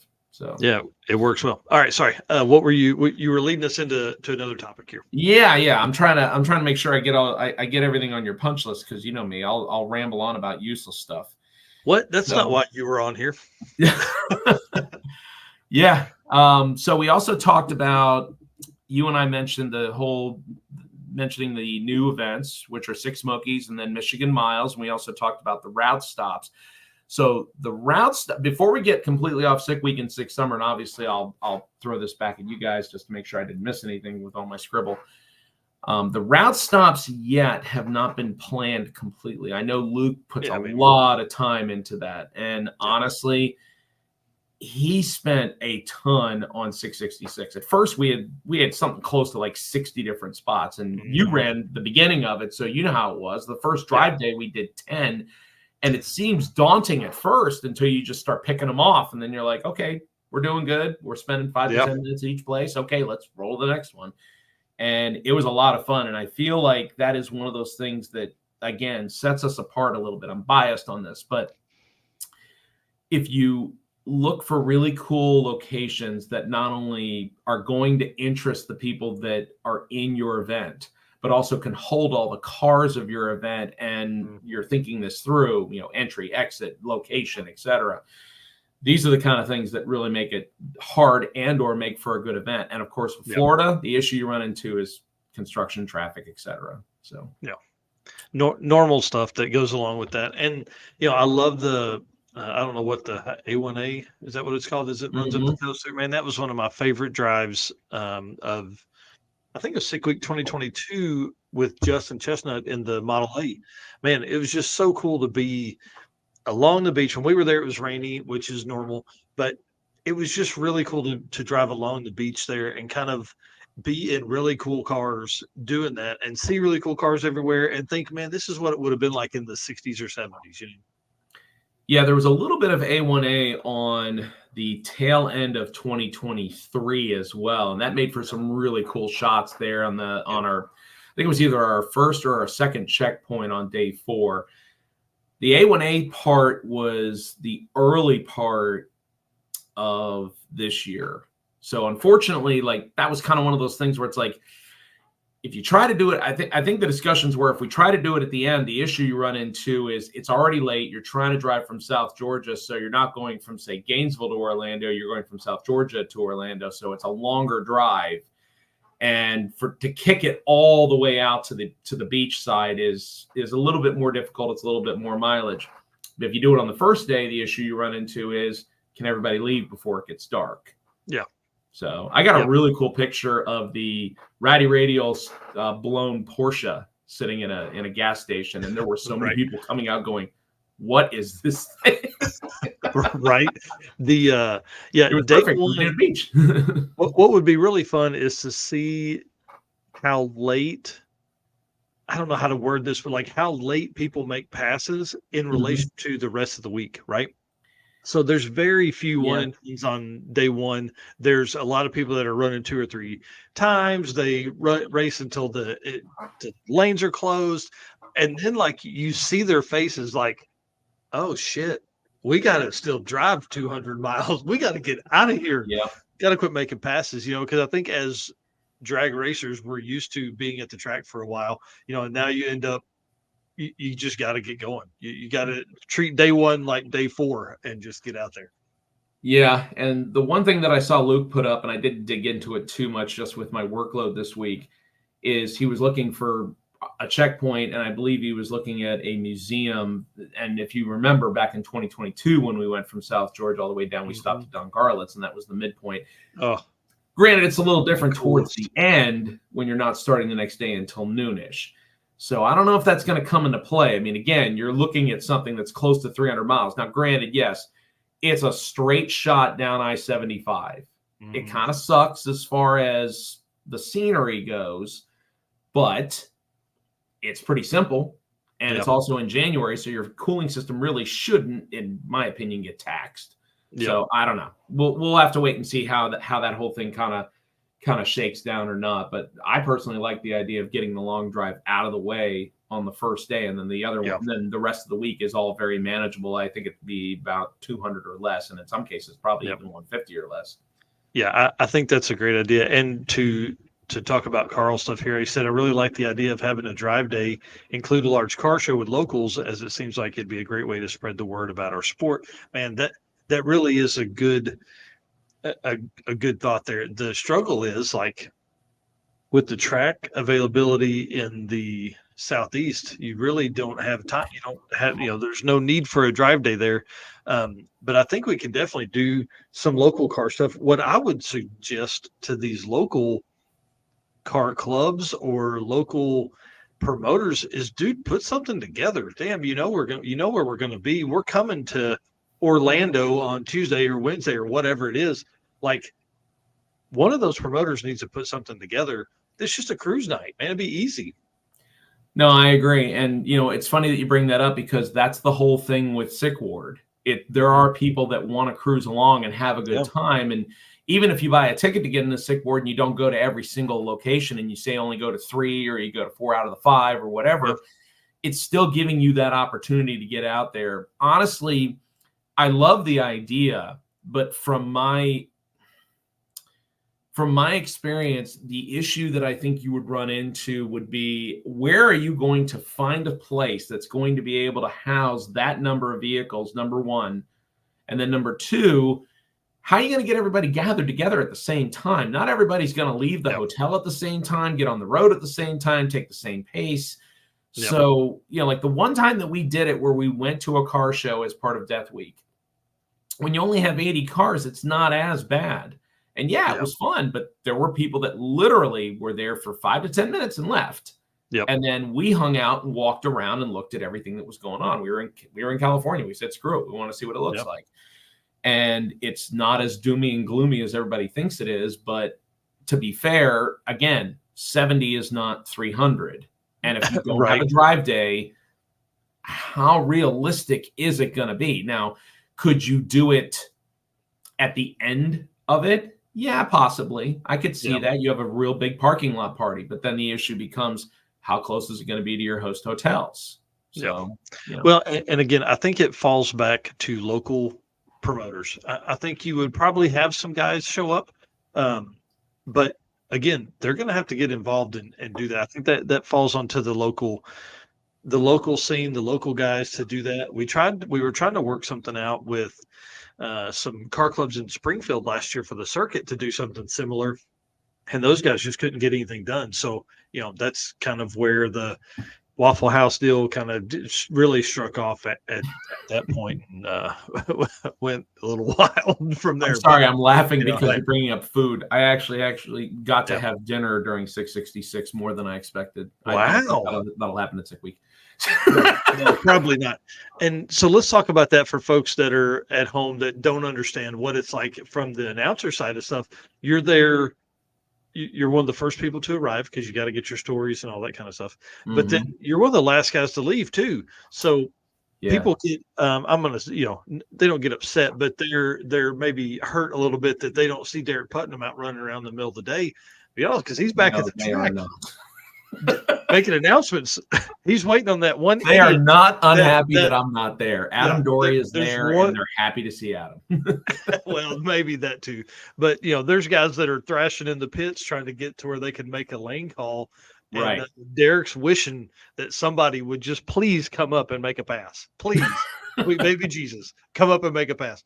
Now, So- one thing that was fun on 666 is you got the microphone would reach. Dude, you were like meandering around. It was kind of cool. Yeah, I actually do that at Gainesville during my normal test and tune stuff that I do, because I find that especially at test and tune, when we don't have information in the computer, it makes it a lot easier for me to interact with people than if they have questions then I can answer them. Because let's be honest, at a test and tune, you're working with not a skeleton crew, but a smaller crew. So I like the talking to people and getting their feedback and kind of helping them out and what have you, because just like drag and drive, all it takes is one and they're hooked and they want to get into it. So, speaking of hooked, so Haley Pickett and her mom did 666. So I gave Jason some crap about the fact that he didn't show up with the hearse, and he did confirm the hearse is coming back to sick week. So that'll be fun. Hopefully we can get a 7 out of that puppy this year, because he got close last year. He's calling me out in Tulsa because he thought I was in the. That was one of those. That was one of those deals where I'll tell you what, man. Robert worked probably harder than just about anybody else. I mean, they had the tranny in and out of the car. They thrashed on the engine, and then unfortunately, I think they ended up throwing in the towel because I want to say, I think it was the intake gasket or something. It was either the intake gasket or the oil pan gasket that was wrong. And at the point that they were at, they couldn't go get another one and still get there. So I think that was what it was. But yeah, kudos to him. I mean, him and who was it? I'm drawing a blank. Puckett with the 55 wagon, who unfortunately had problems, and I think he ended up kissing a piston with a valve. But both of them jumped into their tow rigs and ended up making the rest of the week. So it was pretty cool. Oil pan gasket. There it is. Yep. See, again, this is the useless crap that I remember. That no holidays, no birthdays, no anniversaries. I just remember this stuff. Yeah. Car stuff with race car friends. That's anytime somebody, do you know so-and-so? What do they drive? Oh, I know that guy. Yeah. Funny that Josh is jumping in here. Did you see about Josh moving to a new vehicle? Oh, man. That new rig is going to be banging, and kept the leaf springs, bro. Let's go. I like it. Had a great opportunity to go full on race car stuff and said, you know what? I think we'll just hang some leaf springs on this full tube chassis S10. Well, not only that, if you go and you look at the photos of that, they're in Rocky Mountain Race Week's group. And then I did a story on it when I saw it because I talked to him. Yeah. He is selling the white truck. It may or may not stay in the drag and drive community. That's all I can say at this point. Oh, that's cool. Yeah, that truck is impressive as hell. I mean, I love it. And, a great story about Josh is just that he took in some dude he didn't even know. Like his co-pilot, Mark Smith, makes a post. Hey, I'll be a co-pilot. I can wrench. I can do all this fun stuff. Speaking of that, Josh, we need to have you on the show. Send me and Eric a message. I'd like to talk to you maybe about next week. We have a good show planned for next week, and I think we could fit in 15 to 20 minutes for you. I think that would be a lot of fun to have him and his co-pilot on and hear those stories, man. Hear what happened and what went down, what it's like to ride with somebody that you don't even know, which is kind of what I did in Race Week 20. I knew the guy, but we had spent maybe 15 minutes together before that. So it was really a ton of fun and gives you untold numbers of conversations you can have. Yeah. All right, perfect. Yep. And Josh had a very good ending to his year, considering that he won Rowdy Radial at 2.0 and then to finish top 5 at 666 with, let's be honest, I mean, that thing had, I wouldn't say it had its tongue hanging out, but you could definitely tell when we were in 7,000 feet of density altitude that people had their stuff turned up as hard as it would go to be able to run the numbers that they did. And we almost had an all 5-second top 10, which is saying something on the 8th mile for tracks that I'm not saying they were sketchy, but they weren't prepped like some of the other stuff that we go to. Right. So Yeah, it was that was a great trip. I really let's talk about 666 for a second, if you will. sure. Another 10 or 15 minutes we got here probably. Yeah. Um, I loved it. It was a ton of fun. That event was great for the fact that everybody was calm, everybody was relaxed. I think everybody really enjoyed that as a almost vacation because there were a lot of drag and drive guys and girls that were there that have done really hard stuff. They've all done really hard things. And I think Yeah. this event was like, hey, you know what? We're going to drive 150 miles a day. We're going to have some fun. We're going to stop at 10 places. Dude, the 10 stop route was a blast because Hmm. you were not in the car long enough to hate it, which was mandatory on a trip that's going to be 1,300 miles. Hmm. So Yeah, it was a lot of fun, man. You guys did a great job. I appreciate that. Obviously, I'm only one tiny little bit of that. I honestly do feel that as much as I have fun announcing that and doing it, that it could have easily happened without me. I mean, there were a lot of things that happened. And yes, it wouldn't have been, I will say that announcers do bring things to the next level. However, it could have been just as memorable without me being there. I But don't know. either way, I will tell you that Tom's idea of coming up with one-offs where you know that, okay, Sick Week and Sick Summer are always going to be there. They have established themselves, the turnout that's been there, the track support. Okay, those are established. Now let's go off the beaten path a little bit and let's take people down something they've never done before. Yeah. And I think that as much discussion as there was about Death Week when we did that, it being 2,000 plus miles and a big loop around California, Nevada, and Arizona, that as soon as 666 came out, there were people that said, I'm not doing anything this year because I want to go down Route 66. Yeah. And I agree. It's rough. I mean, you and I talked about how rough the original sections of Route 66 Yeah. were. I mean, we lost what? 2 oil pans and a transmission pan at least, if not more. On one bridge. Right, on one day. Yeah. And I know it's 2 oil pans from the same bridge. Correct. But that's the way it goes. And I almost talked my co-pilot Carly into jumping on one of the, when we were going through Texas, I believe, you could see the original Route 66 next to us. It was unlined, the grass and the trees and everything was all grown up next to it, to where I took a picture of our Hellcat Charger next to it. And you're like going, there's no room here. It almost literally looks like you're trying to drive something on a sidewalk. Yeah. And unfortunately, there were signs that said, road closed, what have you. And we were a little timid about trying to drive that, not knowing if we were going to hit a mile and get across the next crossover. But yeah, it's interesting to see how all that has changed. Not only that, but it reminded me of Death Week and the fact that there is some scenery that you get out there that is unlike anything else. Yeah. But the number of abandoned buildings, gas stations that they had well over a dozen abandoned gas stations, but yet there were like 3 of them that were completely restored. Like you showed a picture of the one that's right at the beginning of Route 66 in Missouri, where it cuts over and it's unlined and has the real big Route 66 in the front of it. And they have all the relics in there and everything. And it's like, this is the kind of thing that really gives people that memory, that reset of, this is where we came from. This is what we did back then. Yeah. Be appreciative of the smaller things. Yeah. Yeah, that's for sure. I will say the 66 stuff is really, I was talking about it today with Keith at Tulsa Raceway Park and what's coming in 2026. I mean, there's, we're getting calls about events for 2026 as the 100th anniversary of the road. So there's going to be crazy stuff. Again, I say it all the time. Cars are cool. People are spending money on cars, and there's this 100th anniversary is going to be one of the absolute coolest things you're ever going to experience for a road that is so long. I mean, what's it, 2,300 miles long or something crazy like that? 2,800. It's probably 2,300 miles, and there's going to be millions of people that there's millions of people that do it now.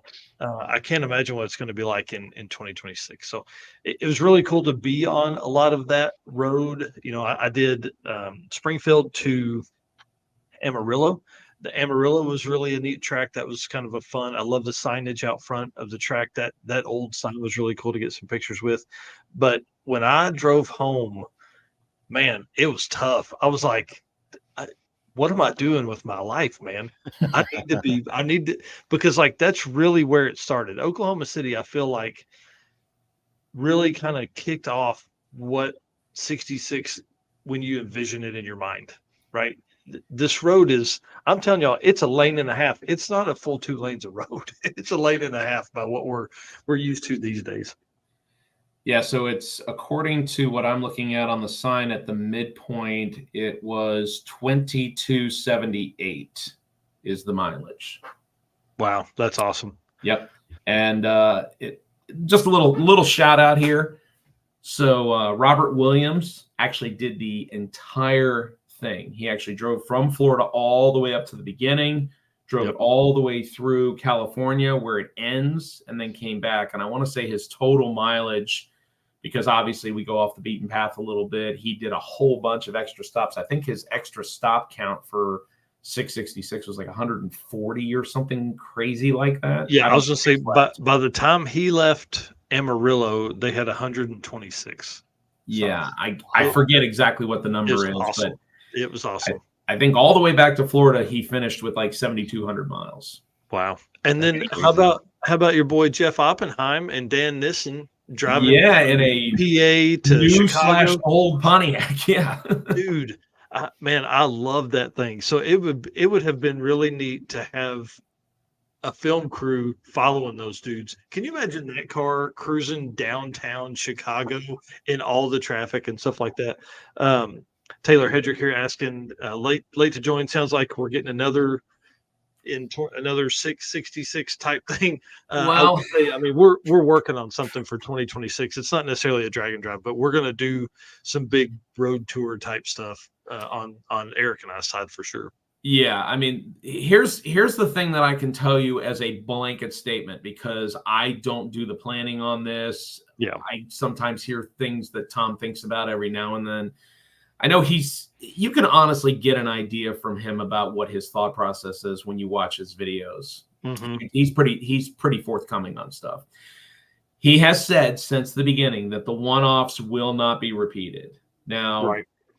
Again, use your own deduction to think about that for a minute, and that's all I'll say about it. Yeah, I mean, there's a lot of opportunities to run different parts. You know, obviously you're not, again, Springfield to Roswell, you guys have done that.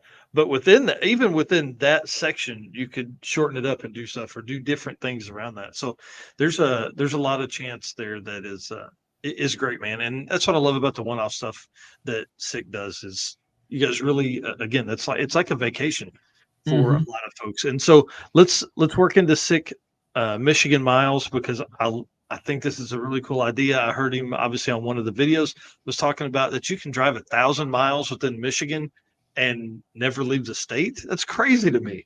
Yeah. So one of the ideas that I think is still technically on the docket at some point is probably going to be for 2026 if he can make it happen. But he's mentioned doing something in the Northeast. Yeah. Yep. I honestly hope it happens, because I feel like there is a very decent sized segment up there that wants to do something like that. But unfortunately, it just couldn't come together. So I think Tom basically did the same thing. He kind of looked outside the spectrum. And the only thing he would tell me was, if you get into Michigan and you get up around the northern part of it, up around the lakes, is that the roads up there are pretty nice compared to, let's be honest, I mean, just because of the temperature and everything else that they go through. So, yeah, I mean, if you think about the fact that there are a ton of racetracks in Michigan that you could go to and just do a loop without leaving the state, because the state itself is pretty freaking big. So it's like, it should make for some really awesome scenery. It should make for some really cool deals, especially considering that two of the racetracks are tracks that Tom has either tested at or been to. We ran them for 6 shootouts on one of them. SICK the Magazine's name is at 2 of them, which is Milan and US 131. I don't know if either or both of those will be on Michigan miles, because we haven't announced the racetracks yet. I don't even know what they are. but I hope they are, because both those tracks are cool. They both have a lot of history. So we'll see how that works. But Milan's awesome, and 131. I love Sam and the team at 131. I've got to go for some reason, I locked the shop door. I have it, I guess. So I got to go let her in so she can get the dog. I'll be right back. All right. So Eric, all the photos and everything that you've been putting up have been great, because I think that those are the kind of things that, again, we talk about all the memories that get made, but I can't imagine how many photos you shot at Drag Week. It looked like they were got to be in the thousands. It was total number was 10,250 for the week. Wow. Yeah, it was pretty wild. I'm edited all the way through day 3, so I'm just started day 4. I just started posting day 3 this morning. So now, I don't know if you've seen it yet. This is something I was actually going to bring up to Narks when we talked about announcing. On David Freiberger's channel, he actually put up a video of the behind the scenes of doing Hot Rod Drag Week from his perspective, like what he does every night, kind of some of the stuff that him and Brian are doing. I think that's a great look to give people an idea of just what happens behind the scenes and look at it. So especially on 20 years of doing it. Yeah, we talked about that. I don't remember if it was last week or on Saturday we talked about it, but yeah, it's I really liked that video, and I think, like you said, it gives people an insight to see what goes on. They show, or he shows getting to the hotel late at night, and giving kind of a recap of the day, and then in the morning, what it's like up in the booth. So yeah, I really enjoyed that as well. Yeah, I mean, in all honesty, this is the kind of thing where I'm glad that I forget who it was. I actually got to look just to try and remember who it was. I believe it was one of our competitors, and they normally do Rocky Mountain Race Week, and I feel horrible that it's escaping me right now. But he actually came upstairs at Alien City at our last track that we went to, because they were selling T-shirts and stickers out of the tower. And he actually Facebook Lived, I think, like 2 pairs. I think one of them was Rich Guido, and I forget who he was lined up with. I think he was running Matt with the Turbo Family Truckster wagon. But the point is that he caught me in the middle of writing stuff down for my daily reviews and stuff that I do. And he's like, I can't believe that somebody does this. And I said, well, the problem is that, even when Tanya, all the hard work that her and her crew do on giving us an Excel file or a PDF or something every day, it doesn't tell me how many runs they made, or when their best run was made, or did they spin, or did they thrash, or what happened. And I feel like that's the biggest thing that can come from it. I mean, I'm sure I'm going to have carpal tunnel at some point, but it's kind of like what Freiberger was talking about. It's like, if you look at how many pieces of paper are on his desk, or on the area where they're announcing from. And to me, it's great to give people that idea, because, again, not that I feel like we deserve it or anything, but I want people to understand that we work hard to try to give them a really great experience, because, again, all of us are enthusiasts. And I feel like that comes out, and that's relayed in everything that we do, whether it's what Luke does with the magazine and taking pictures and everything else, or how, say, for example, Narks and I are announcing. Those are the kind of things that take that a step further. And I feel like that is what encourages people to spend the money and the time to participate in an event like this. And I'm glad that people are getting that look at it, especially for somebody like him, who's been doing it longer than anybody. So, yeah. Jeff's comment here is the first thing I thought of too when I heard of Michigan Miles, is how cool would it be to see a line of drag cars rumbling across the Mackinac Bridge? Yes, I agree. Some of to kick back to 666, some of the landmarks and stops that we went to, the first bridge that was only just wide enough to accommodate 2 cars, or the underpass where, Mike, I think you had left by this point. This was drive day. This was the second drive day after we had gone from Texas into New Mexico. Yep. Yeah, the underpass, super cool. One lane. Yes. And I have a photo that I'm sitting there banging off photos on my cell phone. And Lamar Swindell Jr.'s nitrous car comes out from underneath the tunnel, and because of the way the exhaust is kicked to the side, it's blowing all this dust up behind it, and it just comes out of the tunnel and catches a little bit of light. And I'm like, that just looks amazing. I mean, I wouldn't have wanted to clean a car after Route 66 because it was rough, but it was amazing to be able to look at that, because that photo, you show that to your friends when you participate in it, and it's going to bring up half an hour's worth of memories easily when you look at that. So. And all the cool stuff that comes from that. Well, listen, we've probably gone further than or longer than what we needed to. We still have some stuff we got to cover, so folks stay with us. But Derek, thank you so much, man. I really appreciate you coming on, telling the stories, and giving us kind of a inside look into a lot of the stuff that's coming for the SICK, the SICK events in 2025. It's going to be awesome. I appreciate the opportunity. Obviously, we kind of juggled some things up tonight, but thanks again for providing the chance to come on and talk to you guys. Eric, I hope your voice recovers, and look forward to seeing both you guys at PRI. I mean, the fact that PRI is in a freaking month is ridiculous. Dude, 36 days. Yeah. It'll be a great time, though. I guarantee you that. We'll have lots of great stuff to talk about, and it'll be a blast like always. And before you know it, those 3 days will be out of our system, and then we're planning for 2025. Exactly. Yeah, that's awesome. So the plan as of right now, just so you know, is that Eric and I both will be at SICK Week for his first SICK Week adventure. We're trying to work through some of the logistics of that and how that works out. So hopefully we're going to be there. So it's going to be awesome. Definitely let me know when you guys get there, because I'd love to be able to bounce some stuff back and forth when we get started in the week, because it'll give all of us stuff to focus on. And again, we get more stories out there. We tell people about everything that's going on, and it's a better deal. Well, and you know how it goes. There's a lot of times where I'm standing on the line and Derek's doing stuff, and I'm like, I just texted you. My phone's under 10 pages of something. Yep, and I'll find it. Yep, that's exactly right. Real quick for Jeremy Ortiz's comment here for an 850 I really would like to look at some stuff like that. Yeah. We can figure something out. We have a very, very busy Friday and Saturday for Eric and I both. But there's definitely some time we can look at some stuff and maybe gather some folks up and have some conversations. Because I'm telling you, the 850 class it's as tight as anything we've ever seen, and it's only going to get better, and it's only going to get tighter, and people are going to build faster cars because they want out of it. I'm telling you. Yeah, the fact that there were over 40 in just the small block power adder class at Hot Rod Drag Week. So yeah, I mean, I'm fully on board with that. You and I have crunched numbers on that, and I appreciate all your help with that. So yeah, I'm on board with it. Let's all figure out a time and place, and let's do it. Awesome. All right, Derek, thank you so much, man. I appreciate you. Mike, Eric, have a great night. Look forward to seeing you guys in a month.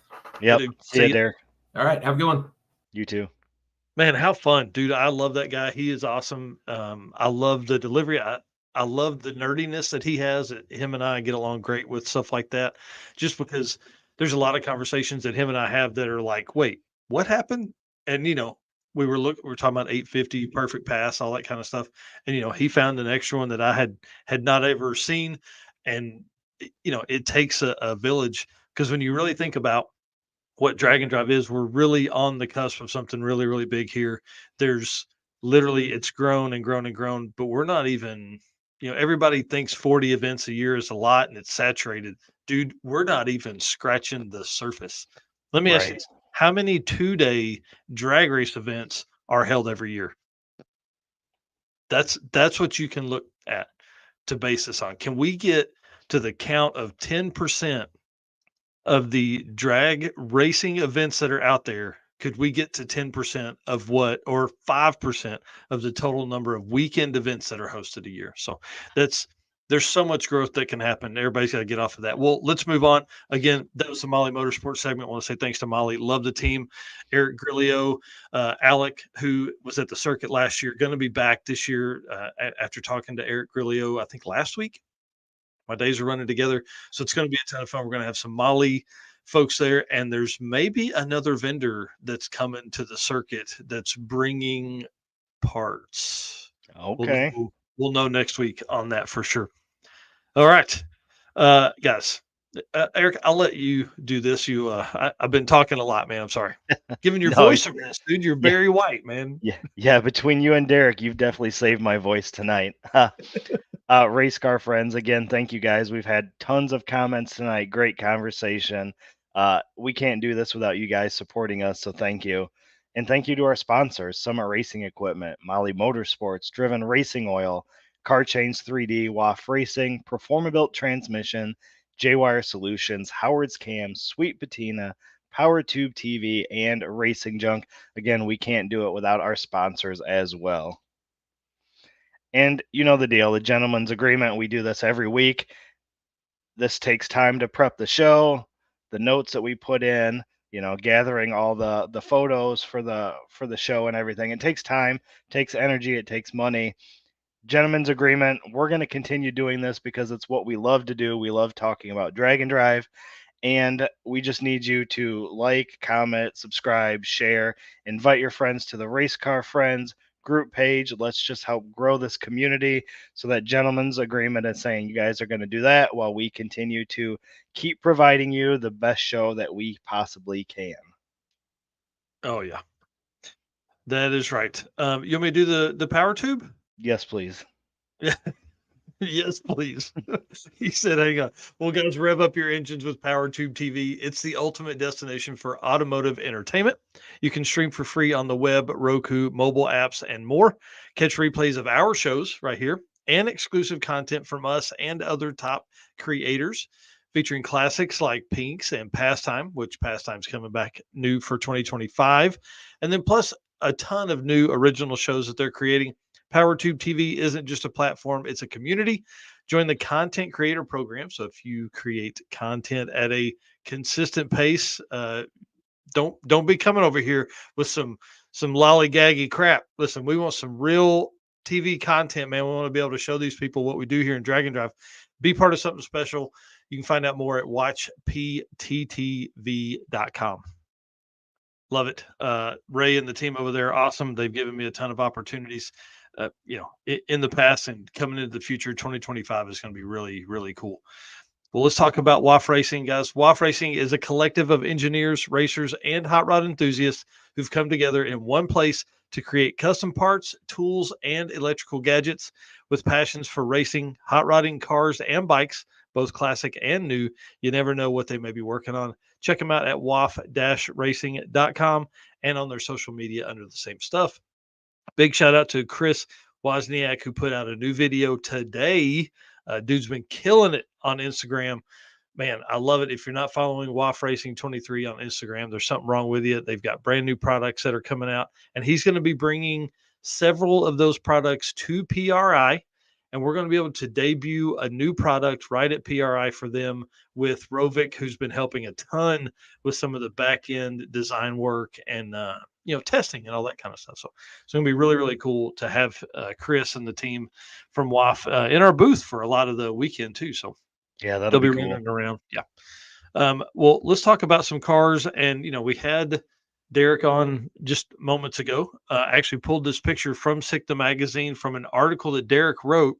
So if you guys remember last week or the week before, one of the fun things we wanted to do with WAF was kind of the random racers spotlight, which is where essentially I take all of the data from 2024, I separate it by quarter mile and eighth mile, and then I just type in numbers into random.org. So there's 1,600 and something quarter mile racers for 2024. I type in 1 to 16 something, put that in. It gives me a number. The number that came up gives us Todd Fogel, who's right here, 6 summer DYO racer, 66 Bonneville. Ran 12.2s all week, 12.2 to a 12.4. His spread for the week, 0.224. So I thought this was kind of cool. This photo is actually from Sick the Magazine, from an article that was written by Derek. And then Derek in the article quotes Todd as saying, the week was 860 miles, garage to garage, no trailer, no major problems, and a best time of 12:23 at 120 miles an hour at 4,730 pounds. This is a big girl right here. Yeah. We completed the car in time. We completed the event. The car stayed together and worked well. Congratulations to Todd. I think this random thing is going to be kind of fun. I'm gonna Yeah. start looking into it a little more. It's really kind of a cool way to, obviously, what we want to do is feature a lot of racers. What we end up doing is talking a lot because our time is so limited. We start talking about class winners and things like that. This is going to get us away from that and create all of these extra stories and this stuff. So I'm going to have to reach out to Todd and get more details on this car. But based on the article that Derek wrote in SICTA magazine, looks super cool, man. I love it. And then obviously I cut down to the 8th mile cars. Same thing, random.org, put it in there. Come up with Wilma Lunden of Street Week Sweden, which I think is going to be great. The struggle with some of these events that don't have Tanya Turk putting in or June Allison putting stuff in is we don't have the car. We don't know what they drove. So I do know that Wilma was in True Street. I do know that she averaged an 8:43 for the 8th mile across the week. But we don't know what she drove. So of course I jumped on Facebook trying to find her. No, no luck. Like last time, couldn't find pictures of what they drove. So in my limited time that I had, couldn't find the car number and then also the car pictures from the Street Week Sweden page. So I'll begin working on that kind of stuff. I think this is going to be something I do every week, man. I kind of enjoy it because it's going to be, I don't know, it gives an opportunity for anyone literally randomly to be featured on the show Right. right here. So Yeah, and it's just maybe we'll see that forward.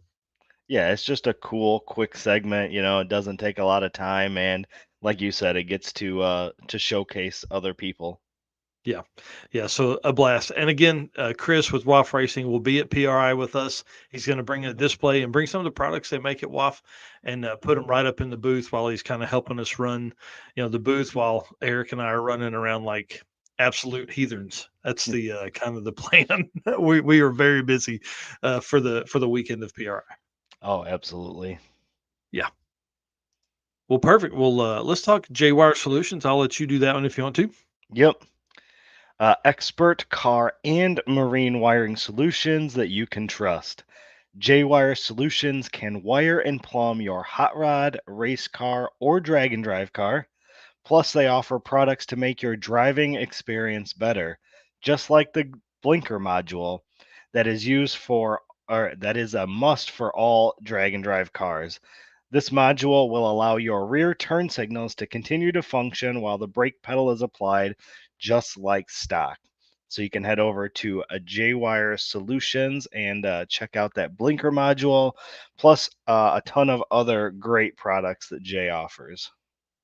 Yeah, I do. And I was talking to Jay earlier today about some products, and we're going to go over what he's going to come on next week and talk about, which kind of really made my brain struggle.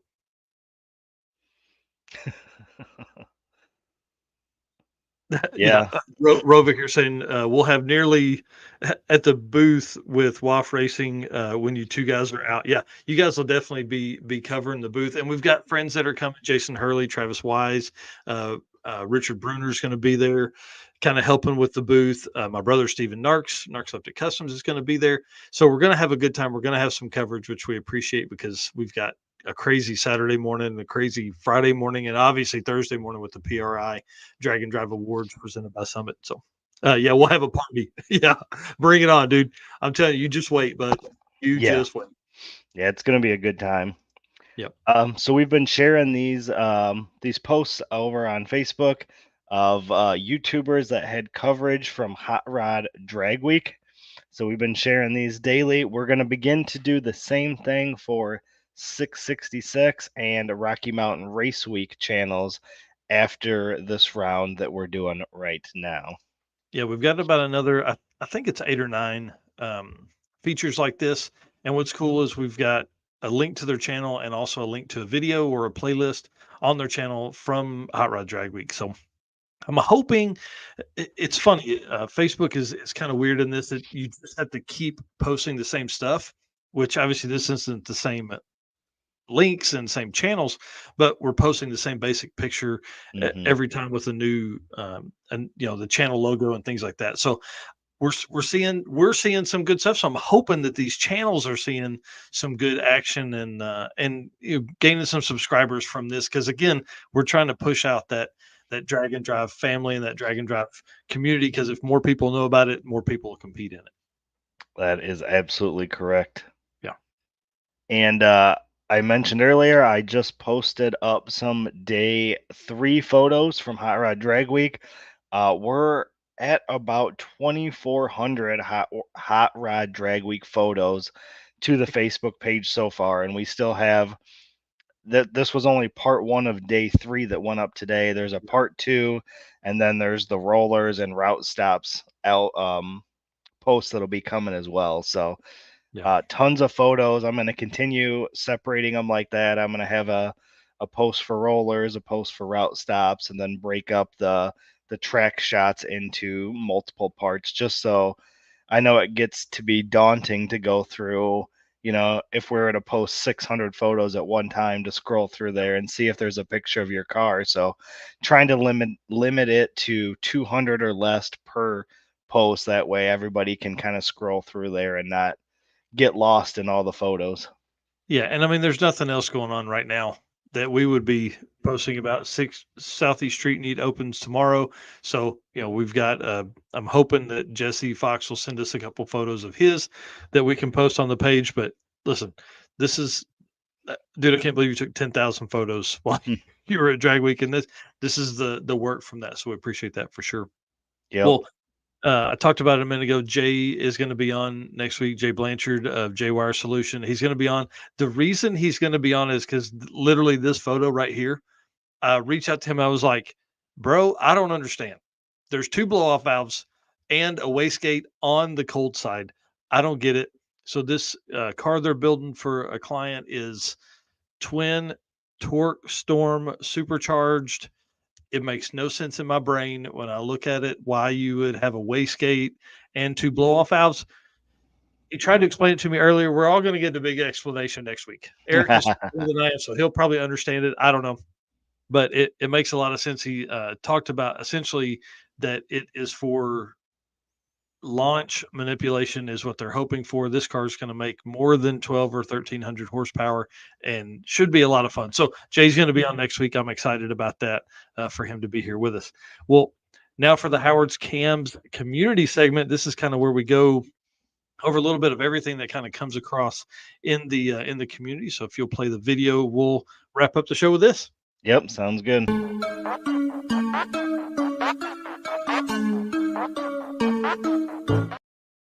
Just kidding. I hit the wrong button. My bad. Hello, ladies and gentlemen. Harris from the Monoxide Podcast. Real quick, Howard's Cams was founded as a racing cam manufacturer almost 80 years ago when Howard Johansson created Howard's Power and Racing Equipment in 1945. Howard's Cams has always used on-track experience to design the most powerful designs, and today they have an even greater group of experienced racers in circle track, drag racing, road race, mud bog, and marine. They use all this input plus the most advanced computer software to design the most competitive race-winning products. From pioneers in drag racing and oval track to cutting-edge marine development, Howard's Cams is at the forefront of the industry. So make sure to reach out to our friend Luke B for your next valve train upgrade. Man, I sure do love Luke B. I was messaging with him today, putting somebody in touch with him. Very cool. Yep. I don't know if you had saw this. I thought this was super cool. Steve Morris Engines is announced as the title sponsor for Drop the Hammer. How cool Man, is that? that's awesome for Carl and the team over there. This is a huge name in the drag and drive community coming on board with an event like Drop the Hammer, a regional event, a weekender. This is going to be great, man. This is awesome. And I don't know how many subscribers Steve Morris has, but I'm sure he's going to be talking about it on his channel and all the stuff that comes with that. So, man, this is really a big deal for Carl and the team at Drop the Hammer. Yeah, absolutely. Yep. What's up next year? Oh, yeah, plates and 28s. Old Man's Garage plates and 28s, dude. Tons of drag and drive cars in there. Hosted at Edgewater, which I can't say it yet about Edgewater for Midwest Drag Race Series in 2025. Did I just say that? Maybe. So plates and 28s, great event. Again, we talked about it before. Single day event type stuff is really what we're gonna. I think there's an opportunity for a ton of growth there. They drove 2 or 3 hours worth of driving, which I mean, it's probably 100 miles, 150 miles, something like that. lots of coverage came from that event, and you can see they had Sick Day 2024 on it. This photo here in front of 10 Soldiers race cars is one of the cars in it. Has the Sick Week 2024, I think that's 2024 logo on the front window. So lots of stuff. Shad Media was the one that shot this shot and has a lot of the coverage from the event on their Facebook page for photos and stuff like that. So really cool. Good job on Bill Hoskinson, the old man. I know I give him a lot of shit about drag and drive and his unwillingness to get behind that wheel and do one, but they did Sick Week, and it's really inspired him. I mean, he's really to take the time and create not an entire event, but plates and 28s to come in and do this, and then put it all together and do it in a day. It was a weekend long, but it was kind of a 1 day deal. Heads Up Racing, I think we're again, this is where an opportunity for a lot of racing can take place. A lot of drag and drive growth can happen here within these single day events because it gets people out in their car. If you prove your car's a street car, drive that thing 70 or 80 miles. So I'm not talking about your shit if it's going to be a 10 or 20-mile true street cruise. We want to hear about events that are 70, 80, 100 miles, like Cruise and Lose with their October event earlier in the month. Mm-hmm. Bring it on. Jesse Fox, love Jesse. He stopped by here. The video that I want you guys to watch, please, please, please go watch this video. It's the second one there. It says traveling across America with no plan. Y'all, great shots, great commentary, great stuff. And he stops by the house here, and I give you guys a tour of the shop, and it is an absolute wreck. But go support Jesse. He's on his way to Southeast Street Meet if he's not already there. Please go support him. 3G Video. Take care of that guy. He's a national treasure, man. That's for sure. Yep. And then I don't know if you guys saw this, but 30 Under 30 nominee announcement of Cooper Bogetti made today on the Wes Buck Show. So big congrats to Cooper. He's been doing great work with his podcast ever since he kicked that off. So congratulations to Coop. Yeah, he's done a heck of a job with it. It was really fun. He was on Wes's show today for like an hour, man. It was great to have them go through so much conversation and content with that. It was really a ton of fun. Mm-hmm. And then big congratulations to Devin and Laura. Man, yeah, I love this right here. This is great.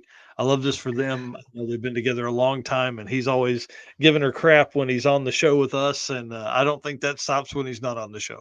So amazing for them to tie that knot. So congratulations to them on doing that. Yeah, absolutely. Congratulations.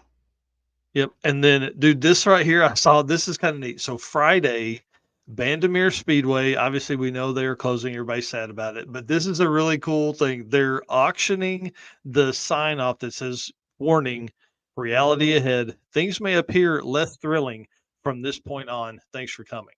Now, they sell these signs in the gift shop.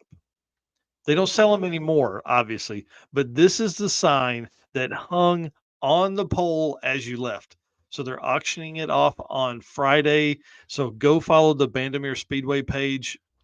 Dude, what's the over under on this thing? Do you think I think it brings $1,000. That was going to be my kind of initial swing at it too. I don't know. Yeah, man, we gotta see what this does. So we'll be talking about this on Saturday morning on the Drag Driver Pete News. This is one of the coolest things. Obviously, it's sad that they're closing that Bandimere Speedway, but they are, we heard the other day, 1,100 acres is what they're talking about, and building out an entire motorsports area that's out there. It'll be by the airport, so nobody's going to have to worry about anything and noise and people moving in on them. And I think their facility now is like 200 and something acres with an additional 200 in parking and stuff. So to go from 400 to 1,100, there's nobody's going to build next to you. And if Yeah. hey, they're several hundred acres away. And so I think it's probably with the plans that Josh Scott was talking about and some of the other stuff I've seen, this is a deal where you could really see something. Again, cars are cool, built for the future. Can this be warehousing and distribution for a new Summit facility? Hmm. Denver's a huge spot for flights and for truck travel and train and all that stuff. So could we see that kind of opportunity being built right there at a new Bandamere drag strip with the drag strip as the main focus, and then all the stuff that's coming around it that would keep it up, and all this. It's just a way better thought process as we go forward. So really cool. Congratulations to the Bandameres. I hope this works out. Yeah, for sure. Yep. All right, dude. That's it. We wrap this thing up right on time. I'll run us through the car friends and the sponsors, and then we'll shut this thing down and talk to Derek for 30 minutes backstage. Yes, thank you so much for being here tonight. I really appreciate it. Love the comments. Thank you so much for making all the comments that are on my right. That's why I put my hand up here. That are on the right, y'all. We can't do this without you guys. Our race car friends really make the world go round for sure, and we can't say thank you enough to our sponsors. Thank you for coming on. Thank you for everybody that's signed up for 2025. We'll be making those announcements at PRI. So Summit Racing, Molly Motorsports, Driven Racing Oil, Car Change 3D, WAF Racing, Performer Built Transmissions, J-Wire Solutions, Howard's Cams, Sweet Patina, Power Tube TV, and Racing Junk Classifieds. Y'all, if you are spending money, please go spend it with these guys. We appreciate everybody that's been here tonight. We'll see you on Saturday. Yep. See you guys. Awesome.